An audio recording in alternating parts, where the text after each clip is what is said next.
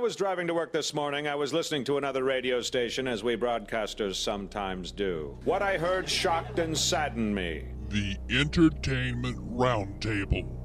They're here, nerds. Wait, is this the group that goes around mutilating squirrels? You just mind your P's and Q's, Buster, and remember who you're dealing with. Well, at least we found them. Fortuitous, Captain. And now that we have them all together, you can't make an omelet without breaking some eggs. The Entertainment Roundtable. They make one person go, blah, blah, blah, blah, blah, and the other person go, what are you talking about? And then one person goes, blah, blah, blah, blah. And welcome into it. Weekend kicking off officially on a Saturday morning with the Entertainment Roundtable, and we have a full roundtable. In fact, we will be even more full here in a few minutes. Josh running a little bit late, so he will be coming in and joining in progress. On the phone from Maryland after a week spent at the Philly Comic-Con. How was it, Ryan? It was an excellent time, Steve. Thanks for asking. Yeah, who all did you meet? Saw some pictures. Oh, yeah, I did meet a number of individuals. Jason David Frank from the 90s classic Power Rangers. You got Sean Astin from Lord of the Rings. I met Christopher Lloyd, and he was a great guy. It was a fantastic time. Did you ask Sean about Mom's Night Out? Unfortunately, his line was moving pretty darn quickly, and he wasn't having too much time to jibber-jabber, so I had to quickly get my autograph and him sign it and get out of there. I understand. Also on the phone, Jacob, how are you, sir? A little shook up after last night's movie viewing, but I'm okay. We'll get to the reviews coming up in just a little bit. On the board, Jeff, good morning, sir. Hi, Steve. How's everything? Oh, great. Fantastical? So good. Yeah? I cannot be stopped. Are you convincing yourself? No. Just asking. The world must believe me. All right. As we mentioned, Josh is on the way. David, welcome in. Howdy. All good? I guess. So far, so good? Sure. Been a while since you've been on the show. Welcome back in, Mike. How do? Now you brought a little guest. Who's this? This is my son, Jonathan. He's 10, and he will also be giving his review of the movie we saw. Yes, indeed. What we went to go see, it was you and your son and Jacob, myself, and AJ from the Leland Live show. And if we can, we'll try and pull him in here shortly and get his review on it and talk about Transformers: Age of Extinction. Saw it in 3D. There you go. Top 10 movies of the past week here as we start to run down the list here. Entertainment Roundtable on Facebook if you would like to comment. Chef kicks us off at number 10, 1.7, 16.8 million. Godzilla, 1.9 million, 195 even. X-Men, Days of Future Past, 6.2 million, 216.7. And then we stop at number 7 because The Fault in Our Stars made another 8.6 million, 98.7. Jacob, you gave us a review on your viewing of that last weekend. You were not a big fan. No, I thought it was pretty terrible. Ryan, you had the opportunity to check it out. Do you agree that it was pretty terrible? Well, I can see where Jacob is coming from. Yeah, I saw The Fault in Our Stars. I thought it was okay. It was all right, but the pacing was terrible. In the second half, it just kept dragging on and on and on and on and on. But, hey, it's good for the tweens and the diehard fans of the novel. But, yeah, for me, I'm going to give this straight down the middle. 5 out of 10. I liked the casting of the Lovebirds. Shailene Woodley's got a bright future now that I've actually seen her do dramatic work that I actually approve of. The rest of the cast did pretty well with their parts. Laura Dern was a little overbearing as the mother, little wah-wah, but, she's had better days, i.e. Jurassic Park. But that's all right. Fault in Our Stars is good for the younger generation, but not so much us older people. Weren't really the target audience, let's face it that way. What else did you see, Ryan? Edge of Tomorrow. Well, guess what? That's next up. 9.8 million, 74 even. Most of us have come to the conclusion we kind of liked it, save for David. No, I kind of liked it. You kind of liked it. You were not as thrilled as the rest of us were. It was as good as Man of Steel. Well, there you go. Ryan, your thoughts on Edge of Tomorrow? It sure was, wasn't it, Dave? Yeah. Gee, Whitaker's. Sorry, Ryan. Go ahead, buddy. Edge of Tomorrow, better than what I thought it was going to be. I was pleasantly surprised by this film. Action sequences, awesome. Emily Blunt, yeah, she could do any role she wants, and she'll play it well. Tom Cruise, he's been down this road 100 million times before, but he does his best. The humor is great. The way they cut to the next day and the next day and the next day is better, and the pace of it is much better than other films that have tried to delve deeper into this genre of, so-called Groundhog Day material. So yeah, Edge of Tomorrow, action-packed spectacle. Love the characters. Love the little bit of comedy thrown into the mix. Like the quick cuts. I really enjoyed that. So overall, solid action film. Edge of Tomorrow gets an 8 out of 10. That's about right where we, most of us kind of came when it came to averaging out all the ratings on it. So you're right in the middle right there. Up to number 5 in the top 5, Maleficent hanging in there, 12.9 million, 185.9. Jersey Boys debuts to 13.3 million at number 4. It's beaten out by How to Train Your Dragon 2 at 24.7 million, so 94.6 there. 22 Jump Street, 27.5 million, 109.9. Has anybody seen this film? Nope. Take that as a no. And debuting in at number 1, and I think you called this, did you not, Jeff? Think Like a Man 2 debuting at number 1? 29.2 million. It was, I want to say it was a lackluster week, but when you look at it, all of the top 5 films made more than $10 million, and 6 and 7 weren't that far off of $10 million. So it wasn't bad. It was just very spread out. There wasn't this one big film that dominated the weekend. Right. Not like this one. This weekend, we're going to have a dominating weekend because one film is going to take it all, and it will not be Begin Again. That stars Keira Knightley, Mark Ruffalo, Adam Levine, and others about a meeting between a music executive and a young singer-songwriter, the relationship that is more than just professional. There will be, it'll be a date film, but... By the way, trailer for that actually looks really good, so... Oh, this is on your radar? I mean, a little bit. If I could find it, I wouldn't mind seeing it. I bet. Wow. Okay. I'd be very interested to see if he actually follows through on that. I know nothing of this film. And then the film that, yeah, really. And then the film that we all went to go see, well, I say all. Several of us went to go see last night, Transformers: Age of Extinction. Mike, I'm going to start with your young son because I think we've all come to the agreement that this film is right down and made for a 10-year-old.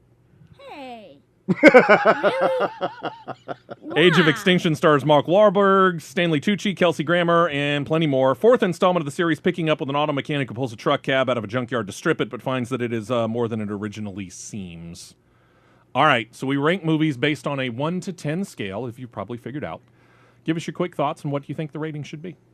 Well, what I think the rating should be is 8 out of 10. Okay, why? Well, what'd you like about it? First of all, there's new characters. Okay. And Megatron is no longer there. Okay. So you were good with the film. You like the action and everything? Yeah. Okay. Anything you didn't like about the film? You did not know if Grimlock was unfrozen or not. Son, that was it. Oh, snap. I'm gonna hush. I'm gonna hush. I'm gonna hush. We might have given something away. All right, Dad, you want to fill in a little bit? Well, I mean, I think it was a good one. I liked it personally, mainly because it was more of a, I guess you could say, more of a plot twist. Okay. As per the first one, it kind of gave a little bit of insight. The ending part of it, it was... granted, the ending of it didn't end quite the way I wanted it to. Mm-hmm. You know, it ended more of, I don't know, how would you say it? More like comic book-esque, and I wasn't really a big fan of it, of how it ended. So overall, you're going to give this a? I'm going to say about a 7.5 out of 10. 7.5. We walked in, and we were getting ready, and all of a sudden, who should walk in but one of the directors of Mom's Night Out, Andy Irwin. And he's going to see Transformers. 2 things. Andy, short, quick, gave it a 3.5 out of 10. And at the very end of the film, when the film ended, it went black, and we started to roll credits, he looked at me and goes, and I got nailed for being I was called sexist for Mom's Night Out. So, with all due respect, Jacob, I know that usually I go last, but I have to go this time. Go ahead. Because the more I got to looking at this film, the more I kept thinking this, and I don't know who wrote it. I don't care who wrote it. The only thing that I can figure is that whether or not they're chronologically this age or not, mentally these people are about 13 years old. They have just understood that girls are not loaded with cooties. And man, are they actually going to try and show off scenes that you don't really need, and they don't move the story along whatsoever. The beginning of the movie is set in the middle of nowhere, Texas.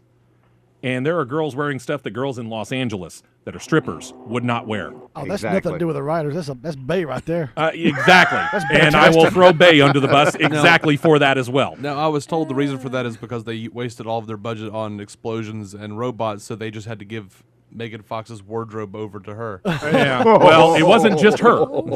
It was just about every other girl that was in the entire film. Well, yeah, sure, of course, sir. Yeah. It was... The writing was just horrible. I'm sorry. The writing was just fantastically horrible. Was it worse than Spider-Man? Oh, my gosh, yes. Absolutely.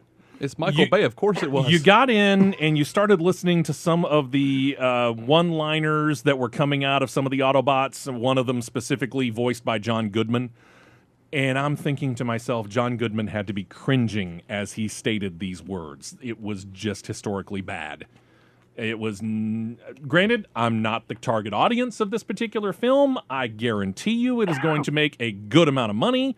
It'll probably be a big blockbuster, which means we'll see a Transformers 5. I have looked at a couple of films this year, and I have rated so far Pompeii the worst. I gave it a 2. Wow. And then I saw Noah, and that was the second worst, and I rated it a 2.5. This right now is a solid number 3 on my worst of 2013. I give it a 3. You mean 2014? 2014. This is, by far, for me, a fantastically horrible film. Jacob, I turn it over to you. All right. Well, I promised I would clean up this review from last night. You really do. So I'm not going to get us banned from by the FCC. But this got that beep ready over there, Jen?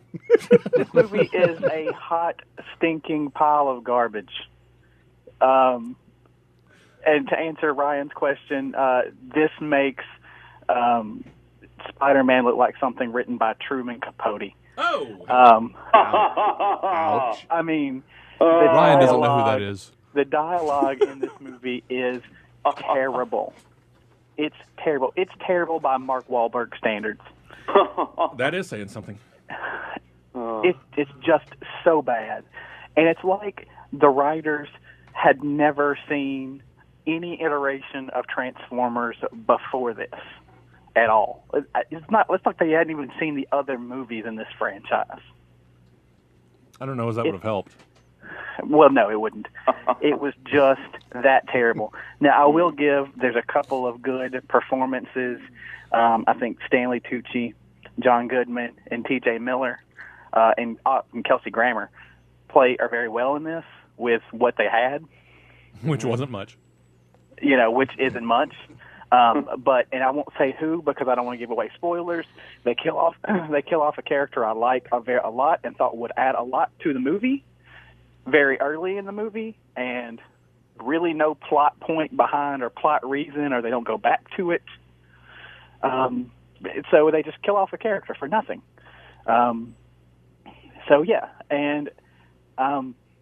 Just really, really terrible. It makes me wonder why we keep casting Mark Wahlberg in movies. Oh, come on. It's just really... You're throwing Wahlberg under the bus? I know. I don't think Wahlberg deserves to go under the bus for this. I would say that Wahlberg probably suffers from this in the fact that, and you mentioned it before, given very weak material, I think Wahlberg suffers in comparison. I mean, he is terrible in this movie. Like, to me, he was the weakest link in the movie. Really? I thought the daughter was. Oh, God. I thought the daughter was. But the daughter is, I think the daughter played the part well. I mean, it's just she is a terrible character. I mean, the writing for her is terrible. Mark Wahlberg played the part terribly. It's just bad. It's just really bad. I'm going to give this movie a 0.5 for every... Well, listen, hold on. A 0.5 for every recognizable character from the original Transformers series, which puts it at a 3. Wow. Really? There are 6 characters that you can recognize which is far too many. And it makes me wonder, when are we going to have a Transformers movie where there are no live-action people? Because who cares about the people? Let me ask this. Where does this rank so far? Because I mentioned it's number 3 on my worst films of 2014 so far. Where does this rank for you on that list? It's probably 2 for me. Good night. That's fair. Okay. With that said, is this still on anybody's radar now? I'm gonna watch it. Yeah. I'm still. It's been on Even my though I radar blew you since guys the off beginning, last so night. yeah, I'm going to see it tomorrow, boy. You better watch out. Everybody go and see it and pay for it. See it in IMAX 3D. Everyone. Take all your kids, your entire family. Said by the man who has it in the summer movie draft. See it league. twice. Oh, that's right. I still haven't seen the third one. About that. I don't know. Yeah. I watched them. It's Michael Bay. You haven't seen the third know what to one? expect. No, I saw the second one and it was so bad I just couldn't do it The anymore. third Go one, ahead, Jacob. Third one is I mean- awesome. I meant to mention this in my review too. This movie tramples on the Transformers, like the original Transformers universe, more than any other film in the series, and that's saying something. There you go. All right, so other films that are out this week, if you can find them, include several that actually have a lot of names. A movie called Snowpiercer, starring Chris Evans of Captain America fame, Tilda Swinton and Ed Harris also in there. They Came Together stars Paul Rudd, Amy Poehler, Bill Hader, and Kobe Smulders. And then you got some documentaries out there. Whitey, the United States versus James J. Bulger, another documentary, The Internet's Own Boy, the story of Aaron Schwartz, and a third documentary simply entitled Yves Saint Laurent, which is is he the clothes designer? Is that who I'm thinking of? Clothes designer or cologne guy? Where do I know this? No idea. Yes. Where do I know the I name? think it's style. I think it's. Okay, stylist, something like that. And coming out next week for July 4th, not much. Tammy, Deliver Us from Evil and Earth to Echo. Deliver Us from Evil is kind of on my radar. Remind me of the film and what's the plot? Because I'll be honest with you, I don't really know. All right, well, Deliver Us from Evil is inspired in part by a true story of a NYPD sergeant who starts to experience weird happenings within his city as well as his home. It's basically a psychological ghost haunted house thriller type of thing with Eric Bana. Set in New York City. Hey, why Believe it shouldn't is, we yeah. expect that? Earth to Echo looks interesting. I mean, it's like a found footage version of E.T. That's what I was about to say. It looks Yeah. exactly like E.T., except we have a robot instead of an alien. Yeah. Yeah, I think it might work though. Rip-off. Yeah, but it might work. Yeah, It'll probably get some families. I wouldn't be surprised by that at all. By the way, welcome in, Josh. Oh yeah, sorry about being late. 280. If you're not from Alabama, 280 is just the worst road on earth. And, Yeah, well, it's one of them. It's certainly one of the worst in Birmingham. We know that for a fact. Yes, indeed. Also known as the Great Parking Lot. Yes, indeed. All right, we got to take our first break of the day. When we come back, we'll start getting into movie news, and we got a whole lot of it. And it starts off with kind of Coen Brothers stuff. Stick around. We're coming right back. They do all their own stunts. The Entertainment Roundtable on Superstation 101.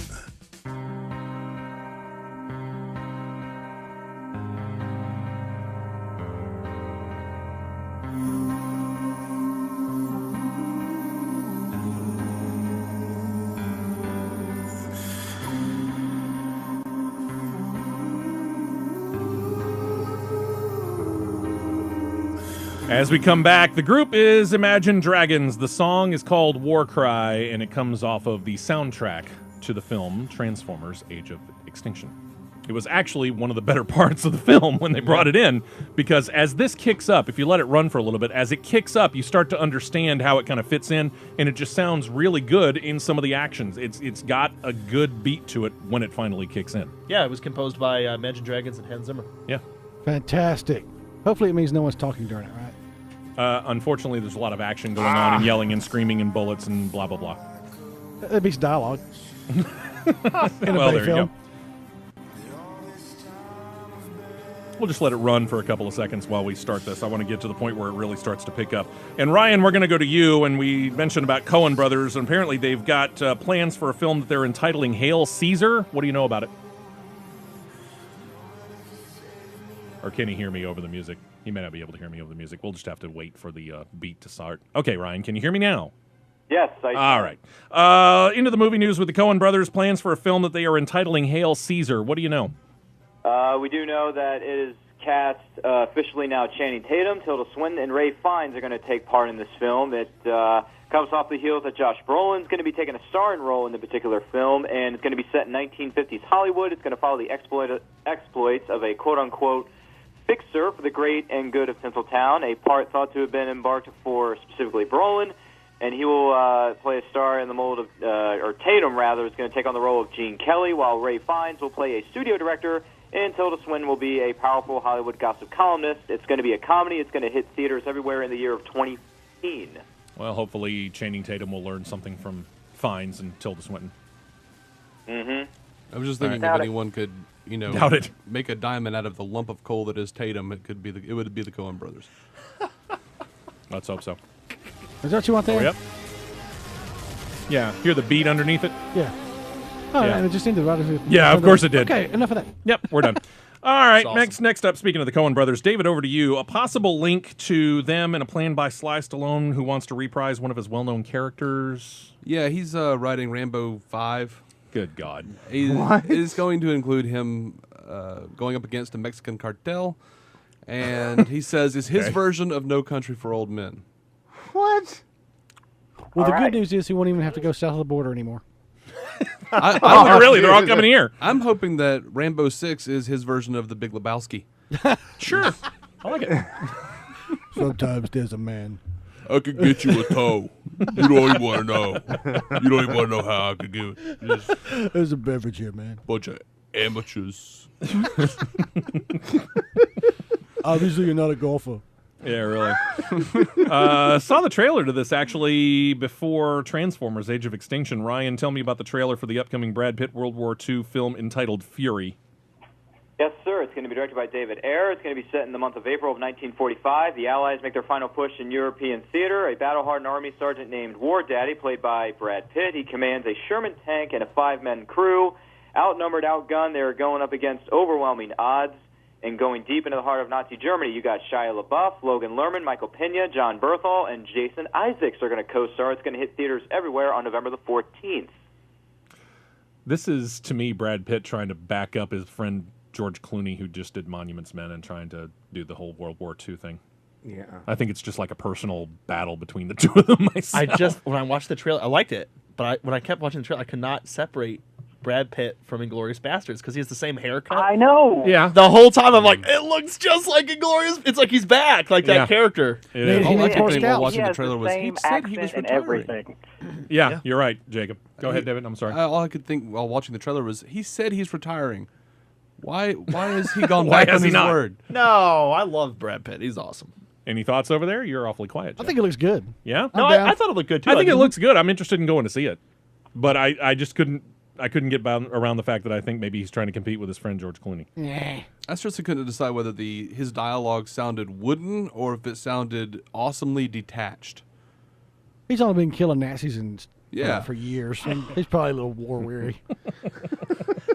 Ryan, another trailer. This one starring Idris Elba. It's a film entitled No Good Deed. What are the details here? Idris Elba is going to star as an escaped convict who sets about terrifying a mother and her child, played by Taraji P. Henson. It's going to hit theaters everywhere on September the 12th. Okay. I just got sent an email not too long ago. A good friend of ours, Byron, used to work up here at the radio station, Yes. in fact. Film coming out later this summer entitled Believe Me. Yep.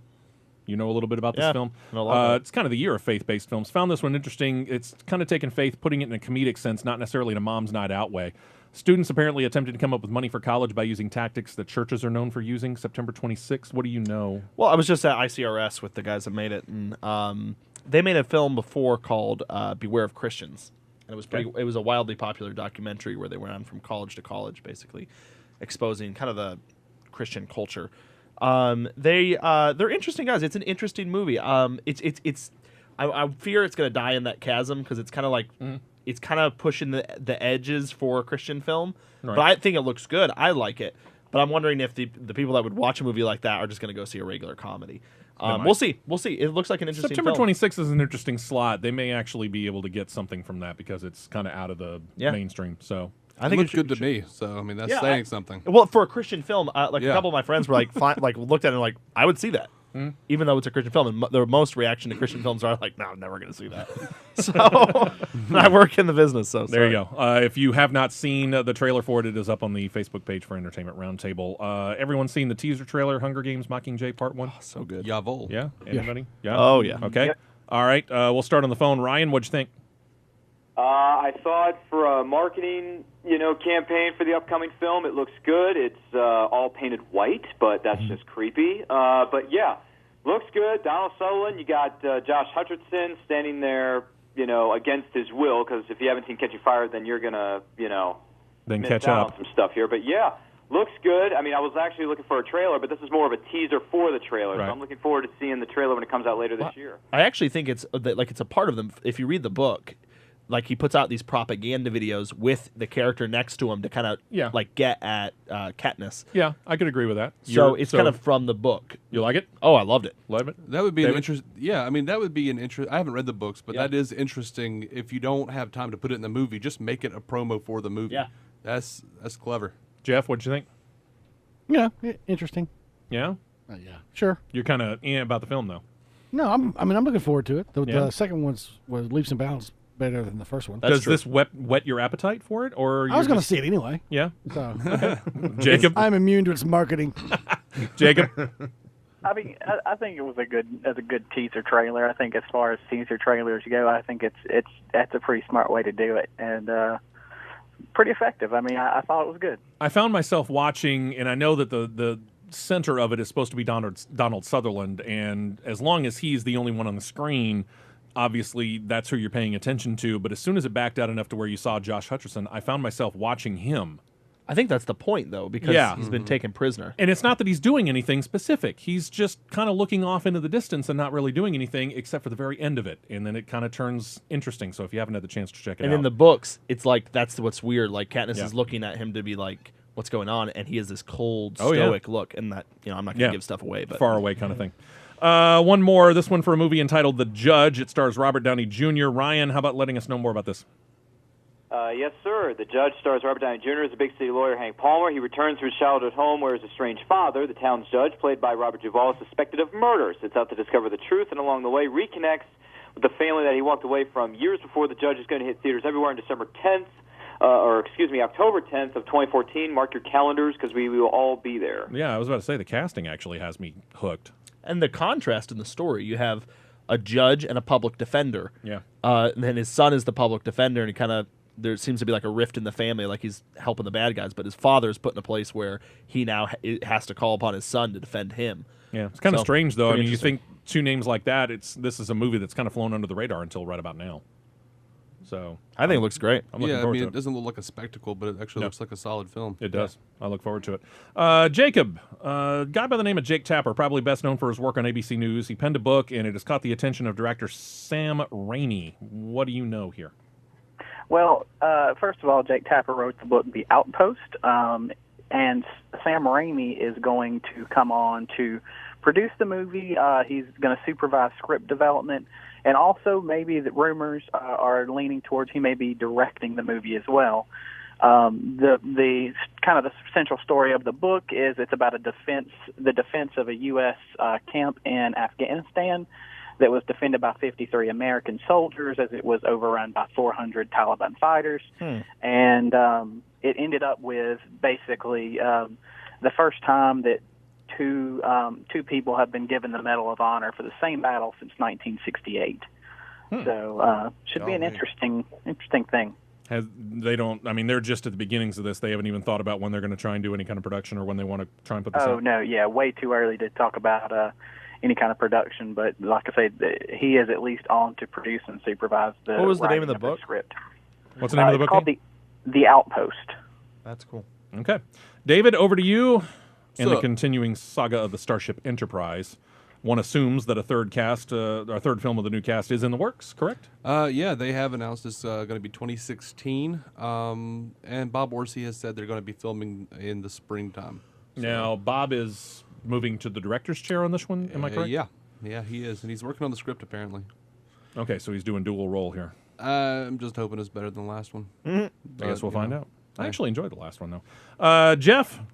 Steve! Our other space saga. Star Indeed, Wars. yes. Star Wars. Word about who's going to follow up J.J. Abrams. Apparently, they're already thinking well past that. Who will follow up J.J. Abrams when it comes to sitting in the director's chair? Looks like they're going with Rian Johnson. You may know him. He directed the film Brick, which is a high school noir. The Brothers Bloom with Mark Ruffalo and other people, Rachel Weisz. And also did Looper from last year with Bruce Willis and Joseph Gordon-Levitt. A very good sci-fi movie. Actually, yeah, it was kind of an underrated film. I enjoyed it. I'm looking forward to this. I've liked all three of those. They're very good. The guy obviously has some nice chops. He can work with stars and actors, and he's a fan. So I'm down with that. So big name stars and people that aren't necessarily well known. Exactly. There you go. Gotcha. I think they're doing some really making some interesting decisions when it comes to who they're tapping to direct the Star Wars films. Now, they haven't said whether he is going to step in and do one of the solo films, or is he going to do like episode 8? It's episode 8. It is episode 8? Yes, sir. That's confirmed. Does he like lens flares? Because it's going to be weird if they cut up the trilogy. Like the first JJ's one gonna has a come bunch in. of lens flares, and then the next one doesn't. JJ may come back as a lens flare supervisor. Okay. Hey, there you go. He's just walking around with a big mirror, like disrupting.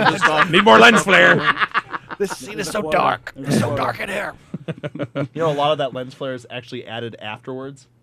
And it needs to stop being That's added. how like crazy he is, not to go nerd here, but he adds it afterwards because if you add lens flare in when you're shooting, it's very hard to take it out when you're doing visual effects. Mm-hmm. So they'll actually go back and add it in after the film is done. That's how crazy he is about lens flare. He got a little too happy with it with the second Star Trek. It's hilarious. A little too. No, yeah, he it didn't was get a beyond little that in the too first crazy one. with it.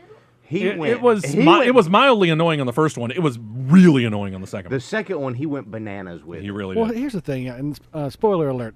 Yeah? A lot of people don't know this, but that's actually a new alien race that has joined the Federation. Oh, okay. They're sort of like the maintenance crew for the Enterprise. What- This what? little lens flare thing. Wait, you mean the? I get it. Well, you mean like the new species, the lens flarians, or There you something? go. No, it's the updated version of that little lens flare they had in the original series that fed off of hate. It's just feeding off of the fans' hatred.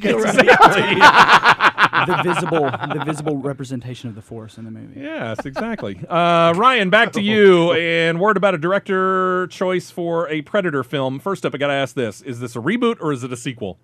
It is actually a sequel to the original Predator franchise. Oh, whoa! And wait how a long minute. has it been since we have seen what was Predator 2? That was Danny Glover, right? Well, since then we had Predators about 2.5, Yeah, 3 years ago. And with Alien versus Adrian Brody. Predator, and so Alien how many have versus we Predator actually had? Requiem.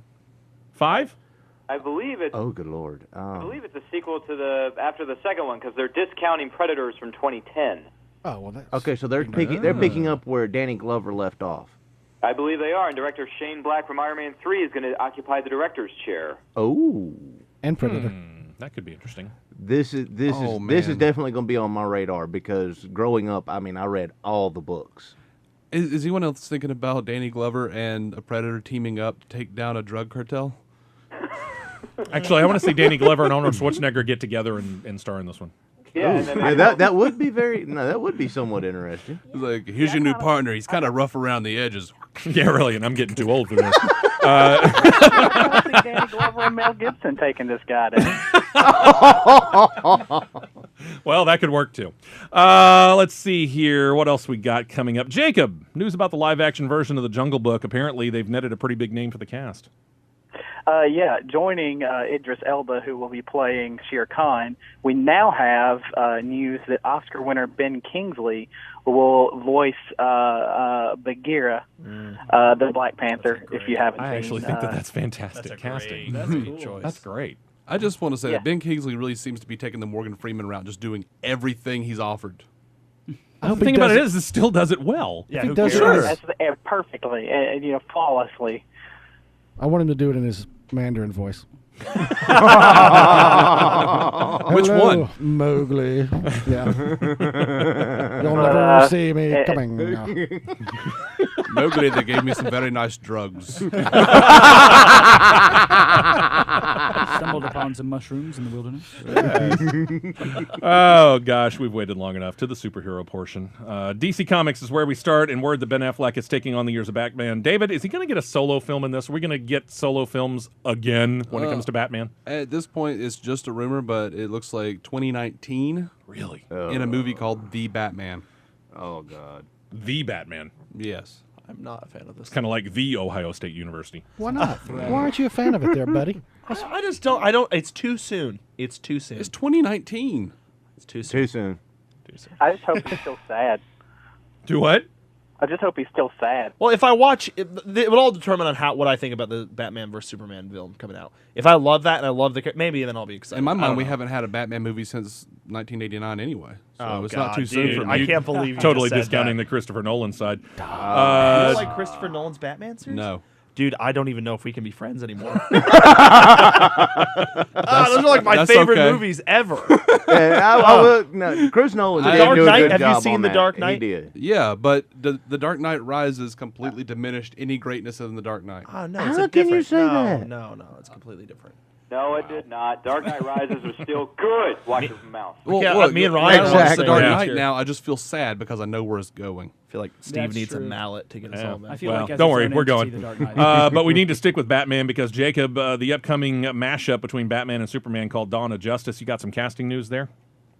Yeah, they've casted Scoot McNairy, which you may not know that name, but he was in 12 Years a Slave and also Nonstop. Is coming on board. We don't know who he's going to play, but he will be doing something. Okay. I told my roommate about that, and he said, "What is a Scoot McNairy?" Good point. We're going to find out. Jacob, staying with you, Guardians of the Galaxy, specifically casting news there and about a cameo? Yeah, we now know that Nathan Fillion will officially have a very brief cameo in the movie. Originally, there was rumors that he was going to play the part of Nova, but that has been discredited. And so now but we do know he will. It is official from the studio that he will be a very small cameo because he is good friends with the director. I really want a Firefly reference. Yeah, I Same just want time. him hanging out in the Mal outfit and have like Oh, Peter please, Quill walk that would by and be be like, "Hey fantastic. Mal," and he's like, "Hey, Exactly. Pete." Doesn't need to be big. Just have him walk through the scene. Firefly reference. I'd be happy. Oh, yeah. I don't know, but I think I smell the living planet. And Ryan, one final thing here on this before we have to take our second and final break. Word about the X-Men camp about the next film in the franchise. They've revealed some information. What do you got? Yes, sir. For the upcoming film X-Men Apocalypse, Simon Kinberg has revealed it's going to be set after the events of Days of Future Past. It's going to be set in the year of 1983, and Bryan Singer will return to direct, and it opens up in theaters everywhere in 2016. Cool. So we'll work our way slow but sure up to the present time. Speaking of the present time, we have to take a break, and then we'll switch over to television and actually a pretty good amount of stuff, and a lot of it has to do with whether we're going to get internet TV. Hope you got your popcorn because we're back to the Entertainment Roundtable on Superstation 101. Back to the theme song to the TV show Community. We'll get back to that because a couple of weeks ago we talked about this and we were thinking it might move off of NBC onto Hulu, yeah. We'll talk about that coming up here in just a couple of minutes. Coming out on Blu-ray or DVD next Tuesday, not much. A couple of concert films, Elton John, The $1 Million Piano, and Guns N' Roses' Appetite for Democracy 3D live at the Hard Rock Casino in Las Vegas. And if you're a TV aficionado, also not much. The Animated Legend of Korra, Book 2 Spirits, and Monster High Clawsome double feature. Yippee. So let's go to TV news. Daniel, who loves to check in about television, let us know about CBS, the planned fall premiere slate for them. It's actually going to debut Thursday, September the 11th, when they air their first Thursday night football game. They're simulcasting it with the NFL Network the first 8 games of the year. It's going to cause them to either shift or delay the premiere of the regular Thursday lineup. In other words, like Big Bang Theory goes back to Mondays while the football games go on. The rest of that night's lineup is going to wait for October 30th to debut. NCIS LA moves from Tuesday to Monday's anchor slot. And Ryan, I know that you watch NCIS LA, right? I used to. I have too many shows on my slate, so I had to let it go. Yeah, considering the Blacklist and Castle are going up against it, that's going to be a tough row to hoe for them. NCIS New Orleans, meantime, takes the coveted post-NCIS slot on Tuesday, but that means that they're going to face off against Marvel's Agents of S.H.I.E.L.D., which moves back an hour. Daniel, let me know about the fall release on CW schedule. The lineup hitting your TV in October. Begins October 2nd with Vampire Diaries and Reign. The next week, the rest of the lineup debuts. The premiere of Flash will actually get 2 airings, Tuesday on its regular time slot, the 7th, and then following Arrow, they're going to redo it on the 8th. Then the rest of the lineup comes out October the 15th. And then a couple more. The 22nd, actually, is when the final premiere hits. That'll be the 100. That'll premiere right after Arrow, 2 weeks after they give the Flash that time slot. So they're really pushing, trying to get the Flash started off by putting it in its regular slot and also giving it right after Arrow.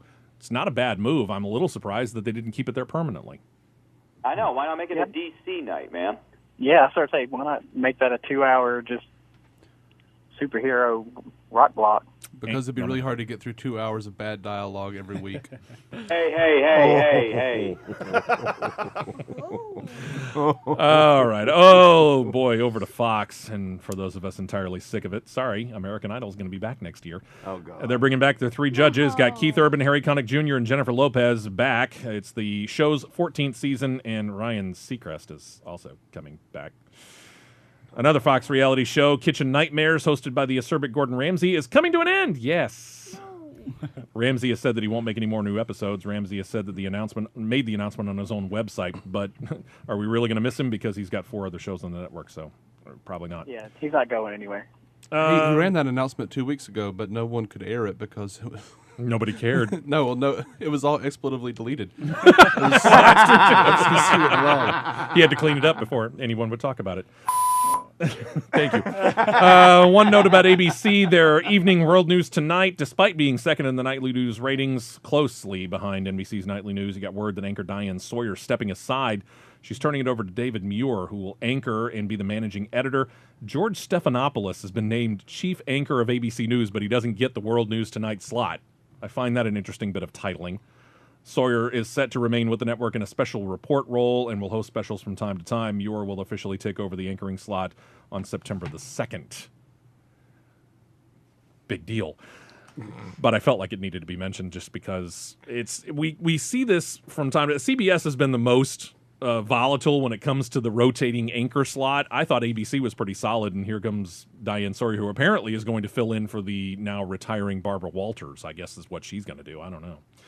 AMC, they got that period piece Turn about the Revolutionary War spy ring employed by colonies. That's going to return for a second season. They will air 10 new episodes. They haven't announced a premiere date for season 2, but they're looking for some stuff because Mad Men's coming to an end, and we have already seen the end of Breaking Bad. So really, we're down to 2 original series the network has, that and Better Call Saul. Jacob, to Netflix. They're working up on the Marvel series Daredevil and getting more casting news on that. What are you hearing? Yeah, first of all, we have Eldon Henson has been cast, who will play Foggy Nelson, who is Matt Murdock / Daredevil's legal. He part owns the law firm that Matt Murdock owns, and his best friend in the. Would that be Murdock and Nelson? Or Nelson and Murdock? The law firm. Come on, man, it's a joke. Never mind. Okay, sorry, I missed it. But you may know Eldon Henson. He played in where is that? Hunger Games, and also in the Mighty Dunk franchises from many years ago. So there's that one, and I don't know if we mentioned this last week. I can't remember, but also they have cast Rosario Dawson in an unnamed role in the Daredevil series. That could be interesting.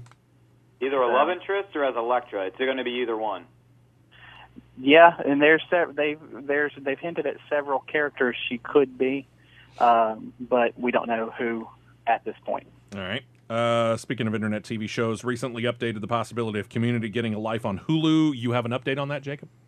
I do, and I thought I had this story printed out, but I don't. But basically, some rumor that Hulu has dropped the idea of bringing this back. There's been some conflicting reports. I first saw a story that said that they had officially dropped, but there's also another another news outlet out there that is saying that the talks are still on, but it's not looking good.